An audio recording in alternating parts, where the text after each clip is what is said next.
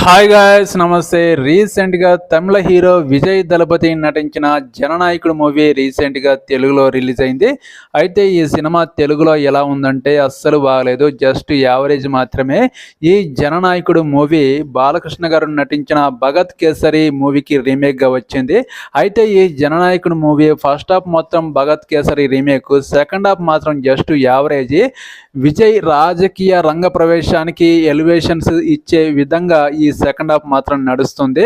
రాజకీయ పార్టీకి సంబంధించిన ఎలివేషన్, అసలు విజయ్కి పార్టీకి సంబంధించిన ఎలివేషన్స్ ఇవ్వడంలో ఈ సెకండ్ హాఫ్ స్టోరీ నిడివి నింపడం జరిగింది.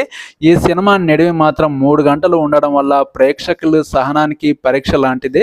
అయితే ఈ మూవీ జస్ట్ యావరేజ్గా నిలిచింది. ఫస్ట్ హాఫ్ ఓకే, పర్లేదు అనిపించింది, కానీ సెకండ్ హాఫ్ మాత్రం విజయ్ని లేపడానికి మాత్రమే, ఎలివేషన్స్ ఇవ్వడానికి మాత్రమే సెకండ్ హాఫ్ చేయడం జరిగింది.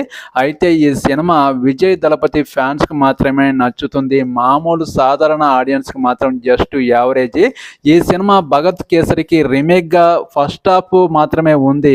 అసలు ఈ సినిమాలో ఎమోషన్స్ మిస్ అవ్వడం వల్ల ఈ సినిమా అసలు మన తెలుగు వాళ్ళకి నచ్చలేదు. ఈ సినిమా తెలుగు వాళ్ళకి జస్ట్ యావరేజ్.